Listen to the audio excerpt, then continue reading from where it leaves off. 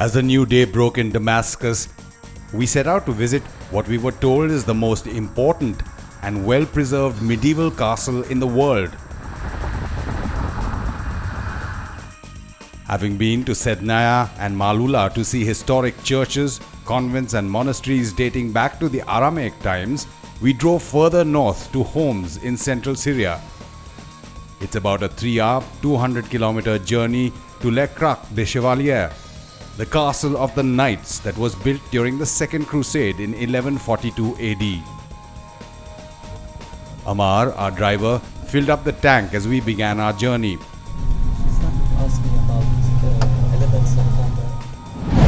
Despite US-led strict sanctions, some Syrians even have posh vintage cars and stretch limos. She asked me many questions. Amar loves a fast drive, and the roads, despite the war, enabled him to cruise along the M5 highway that ultimately leads to Turkey and Iraq.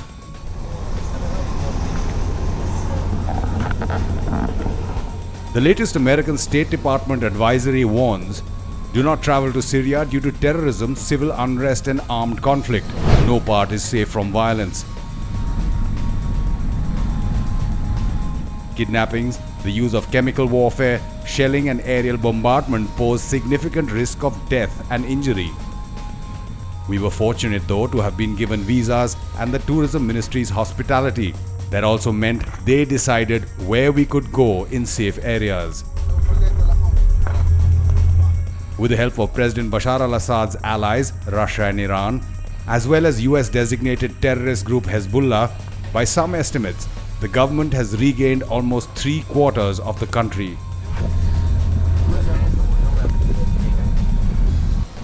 As of October 2018, Idlib, about 200 kilometers from where we were headed, which is seeing a Moscow and Ankara brokered truce, and has rebel and opposition forces, as well as Turkish-backed groups, terrorist organizations, and some north and northeastern areas under Kurdish forces are not under government control. Evidence of the continuing conflict, though, visible from the outskirts of Damascus itself. The now infamous suburb of Douma, where the West accuses President Assad of a chemical attack, still has damaged buildings, with their roofs caved in during the fighting that took place till it was cleared in April. Checkposts are a dime a dozen Syrian pounds, and we were not allowed to film anything linked to the military. But as Tehsir Asadi, our guide with over 35 years, went to get the necessary clearances, we did capture Big Brother watching. While Amar had his caffeine coffee fix, the landscape changed from dusty, desert-like terrain to the green, fertile Syrian plains and valleys. Looking back in time, even here, caught in the crosshairs, civilian homes and buildings, still shells from the fighting. Even as we climbed and turned on the hills, Amar maintained a decent speed on the smooth roads.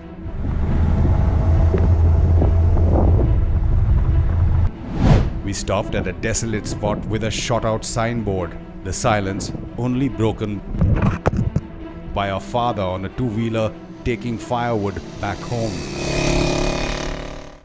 Except for the wind, the sound of silence gave us the sense that clearly the hills here have seen times when they weren't alive with the sound of music. It's here at the ruins of the Al-Qala, the fort restaurant, that we got our first glimpse of the imposing Crac castle, more of which in a bit. The restaurant, now in a pitiful condition, clearly had better days. Cement pillars on the top of the two-story building, a testament to the owner's intention to build another floor to cater to the once large number of tourists. Asadi, our guide who has been largely unemployed for 7 years of the conflict, told us they had plans for more branches. In fact, Asadi's focus was to fathom what really happened here. Even glancing to make sure the castle is still there, it is, and the view from broken windows took our breath away. With glass crunching under our feet, we found a burnt-out safe whose mangled state bore testimony to what happened here when local rebels, terrorist groups, and the Syrian army clashed. An unused bill book brought alive Asadi's memories of the place. Maybe you find my name there. Really? Because I used to come here more or less every week. A tattered and torn Beagle Boys comic in Italian, left by one of the thousands of tourists who have passed through but not yet returned. Asadi was careful where he put his feet, warning us about possible leftover explosives and booby traps. Anyway, when you walk, try to not to walk on the soily area because on the slabs, okay, I know it, but here, like here, I'm afraid. Alcala is now just a shell. Even its electrical and plumbing fixtures have been removed. An empty space where a chandelier hung, a broken mirror, merely a reflection of its glorious past. In fact, online stories talk about a visitor's book with a thank you note reportedly from Sean Connery in 2001. Asadi took us back in time to the exact opposite of what Alcala is now, to when tourists were the normal here. Live music and alcohol flowed, and the famous grilled chicken was just one part of a delicious menu. An online review says the owner is hilarious, shouting at his guests in a dozen languages and adding to the festive camaraderie. The good quality meals are based around grilled chicken and meze and cost about 250 Syrian pounds each. That would be 50 American cents in current conversion rates. The Syrian pound has fallen from 47 to $1 in March 2011 to over 500 currently. Mr. Asadi, you're coming here after 8 years, so it's mixed feelings. On one hand, this restaurant is still standing, it's not completely destroyed. We are happy about that. Tell us a little bit more about the name and its reputation. So actually this restaurant is called Al-Qala restaurant, which means the castle, being located next to the Crac du Chevalier castle. When you last came here, what do you remember of it and how does it look now?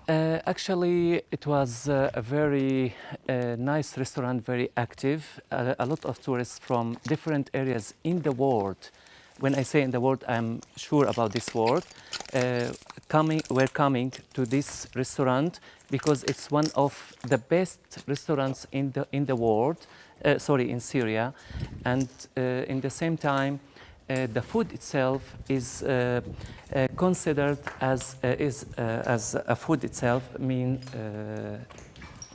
As a food, it's the best in Syria. Why do you say that? You were mentioning that even the appetizers, they have about a dozen appetizers, and even at home, it wasn't cooked the same way?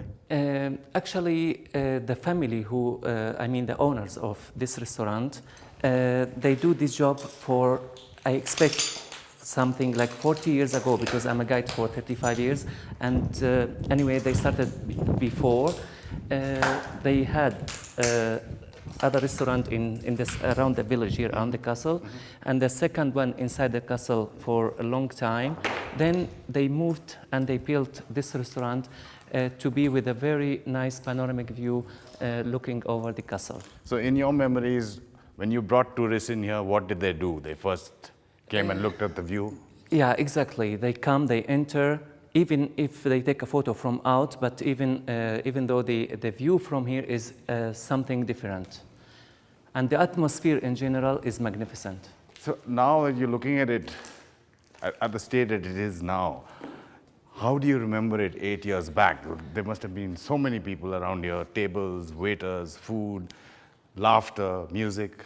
Actually, what you are talking about reminding me of the activity of this restaurant. Anyway, not only the food, even the hospitality itself, the way of dealing with the tourists. As you know, not only if the food is delicious, the people are coming. Even the way of dealing, the hospitality itself was in a perfect grade in this restaurant. And as you told me on the way up here to the castle, your family still talks about this restaurant, and they hope, like you do, and many other people who would be coming here hopefully in the future, that this restaurant is rebuilt and the same kind of hospitality, the same kind of food and music would again resound here? Actually, not only my family, also our friends in the world are still sending to me emails and even WhatsApp asking about Syria, but especially this restaurant. So you do hope that even though we see this devastation at this moment here, that this restaurant will once again come alive? I'm sure. I'm sure. I hope that. But I'm sure about, because it's not only the location, not only the panoramic view. Even if, I'm sure if the restaurant owner phoning the companies and says Syria is safe right now, so they will come the next week. And if they have a reservation, maybe after 2-3 days, airplane reservation, they are happy quickly to come to this restaurant and to taste the food, because especially the chicken, appetizer, which is about 12 to 15 kinds of appetizers, with the chicken itself, which is cooked in a very delicious way. You see, even the ladies in our houses who are very good cooks, actually, but they cannot give that kind of taste given in this restaurant. So Mr. Asadi, I hope the next time we also come here, you will be taking us to this wonderful castle, not only the view and the history, but also reliving the moments that this particular restaurant had. Thank you. I hope so, as quick as possible. I wish if it's tomorrow, really. Thank you. Welcome. We left, shouldering some of video journalist Pratik Suri's burden, to see what thousands would have come here to see, the Crac des Chevaliers. It's just a kilometer away, and as we enjoyed the fresh mountain air, Pratik lost track of the castle. और castle कहाँ गया? Oh, ये रहा.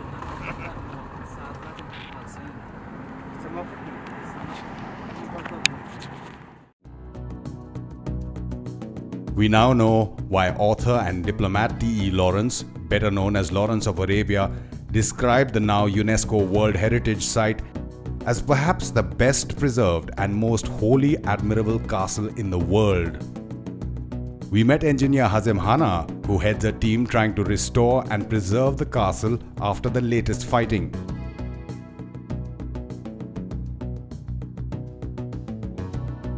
One can only imagine the historical events that this castle witnessed from this hilltop since the Crusaders began constructing it in 1142 as their latest and greatest fortress. Starting in 1095 AD, the Crusaders stormed the region on the orders of Pope Urban II to take control of what the Catholics considered their holy lands. To secure their domination of the area, they built castles, choosing ideal positions where they could defend their new strongholds from the local Muslim armies. When the Crusaders began constructing the Crac des Chevaliers in 1142 AD, the Second Crusade was already under pressure as the Muslim armies became increasingly unified against the invaders.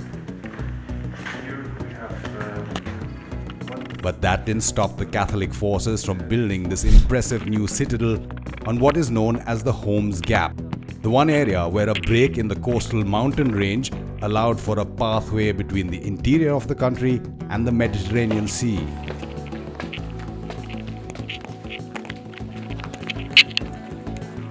Construction of the castle began under the leadership of the Knights Hospitaliers, a medical group sent to the area to look out after the health of religious pilgrims, but which quickly morphed into a military wing.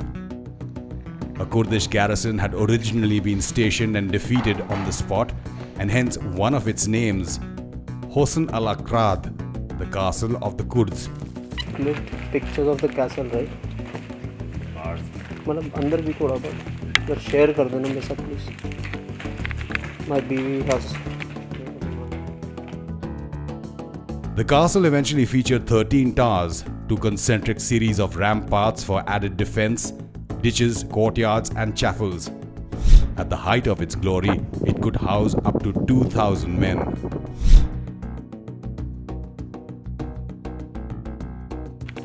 For a total of 129 years, the Knights Hospitaller defended their position in the region from the ramparts of their imposing home. Sitting nearly a kilometer above the Valley of the Christians, they were able to keep an eye on potential aggressors and repel any attempt at attack.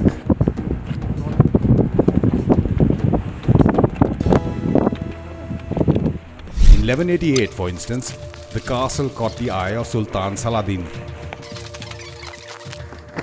The Sultan, as the story goes, made an attempt to take the castle, but quickly gave it up and went on his marauding way looking for easier pastures to conquer. Just a little under a century later, the Mamluks, a group of former slave soldiers from the Muslim army who had won their independence, decided to launch a siege against the Grand Castle. Showing 2 meters, 3 meters down. Further, they discovered some jars here. But it was such an impenetrable fortress that only a bit of trickery enabled them to defeat the Crusaders once and for all. Their proverbial Trojan horse was a forged letter from the benefactor of the knights, urging them to surrender.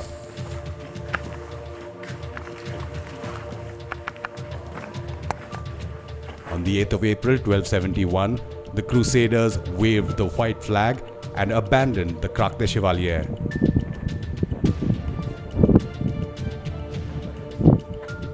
The Mamluks took up residence and continued to make improvements on the stronghold, but eventually the wars in the region died down and the castle fell into disuse.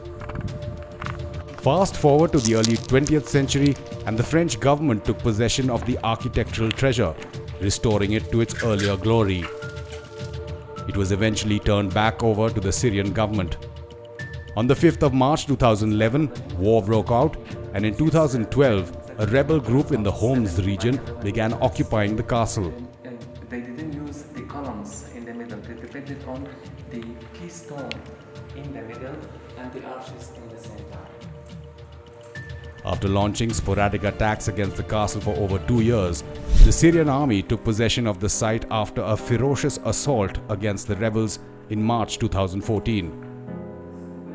The damage evident in these before and after pictures provided to us by the restoration in charge, Hazem Hana. Coordinate of it was very correct measurement.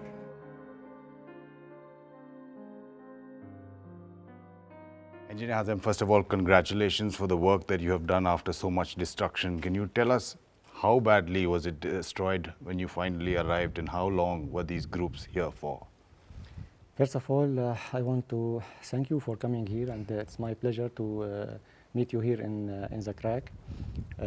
Actually, terrorists occupied the castle for 2 full years, from March 2012 until March 2014, until the Syrian Arab army liberated it again. During these 2 years, they caused some damages here for the Crac, and we are standing now in the internal courtyard. This is the main place which damaged much than the other. So as we see here, the Knights Hall, elevation of the Knights Hall with the main staircase and this vault here in the south. Here was the main damages of the Crac, but after terrorists gone away, our Directorate General of Antiquities and Museum start directly rehabilitation of the Crac. So we start to small restoration projects with some supporting works for the dangerous places, just to prevent it from collapse. And we also make restoration for the staircases down in for Zahir Bibar's staircase, and now also at the last step of restoration of the chapel tower with the Syro-Hungarian mission. We restore it, as you see here, the southwest corner of the chapel, and we make a new isolation for it, just to safeguard the fresco which exists on the north wall of the chapel. Again, you're pointing out that this is probably one of the most damaged parts of the castle. Yes. For example, you told us about the staircase, which is just Yeah, in this yeah, courtyard, which yeah. was destroyed. Did they have a purpose in what they were doing? Why were they destroying it? Yes, sure. Because the last battle which took off here between the Syrian army and the remaining of these terrorists tried to delay the development of the army inside the crack, so they explode the staircases. How difficult is it to restore, both technically and financially? Very long and difficult procedures, because now we are dealing with a stone. With the stones, each stone, we believe it have a soul. It's not a concrete work, so we have to work very slowly, very easily. We have to make full documentation for all these stones to know exactly in which place, I mean stone which collapse, in which place we should rebuild if it was in a good condition, or we should change if it was useless or broken. So these procedures take a long time, and also they take a lot of money, actually. And the government now, I think we have our priorities, like to finish infrastructure for the cities and towns which finally or recently liberated from terrorists, just to let the people come back and live in Syria. But we hope during some societies, and also like UNESCO, the crack was in UNESCO since 2006. And UNESCO actually make a lot of training courses in Beirut for the staff of DGM, I mean engineering and archaeology, and they help us to start the documentation work here, and also in Palmyra to transfer what we have, the status which was in Palmyra. They transfer it to Damascus, and they restore it also the museum. But after ISIS come back to Palmyra, we have a problem, so they stop.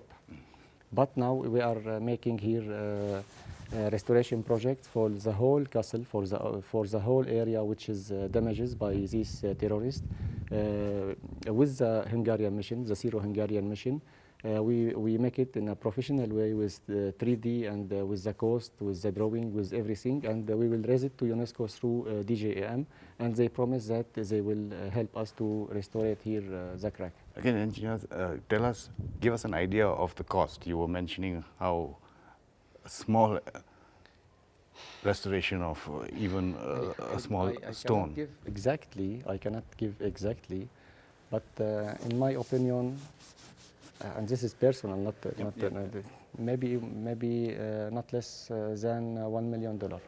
And you were talking about maybe a particular area, say 3 square or cubic meters, would cost like over $1,000. Yeah. To get an idea. Yeah, yes, we make restoration here, as I mentioned before, for the chapel tower, and we have these big stones, which its height more than 40 centimeter. And some of them maybe 1 meter by 40 by 50, so it weight at least more than 800 kilo. And because we cannot use here a big crane inside the crack, it's not allowed, and it's not possible also. So we use the traditional ways to transfer these stones inside the crack. And because it's a very huge site, its area about 30,000 square meter, so transferring this material inside the crack cost a lot. Again, you were talking about you can do with help from anywhere. Now, India itself has such a heritage of old monuments which have been restored. So we have the people who can possibly help training or even the money. You would want any kind of help to come to you from anywhere in the world, including India. Yes, sure. We are welcoming every help from each side. I mean technical help or economy help, because we need the both. Now, because Syria is surrounded, we cannot get the perfect instrument or the modern instrument to deal like good cameras, good total stations. It's difficult for us to arrange. So we are welcoming every technical or economy help from each side. Thank you so much for hosting us Welcome. here, and we hope next time we come, it will be teeming with people like it I was. hope. Nice to Thank meet you, and I'm very happy you are here in the crack. It is our pleasure. Thank you so thank much. you, Thank you. thank you. Welcome. Exhausted from a day of exploration, we left to spend the night in Homs, passing a wedding at a nearby church. It was 7:19 p.m. and we spent the rest of the way in silence, taking in our day's experience. In Homs, the main street was bustling with activity, people out enjoying a meal. खाना भी खाना है वैसे याद हो आपको Women window shopping in the shadows of a well-lit mosque. The people, initially suspicious of our filming, were friendly. Hi A popular shop, even late at night, serving basbousa, a traditional cake made from mouth-watering, lip-smacking, and clearly finger-licking semolina, coconut and orange flower or rose water. From fake flowers to video journalist Pratik Suri's bokeh shots that brought out the aesthetic quality of the blur, we knew we would be traveling next in another blur of past and present to the famed monumental ruins of Palmyra, devastated and destroyed by Daesh, the so-called Islamic State terror group.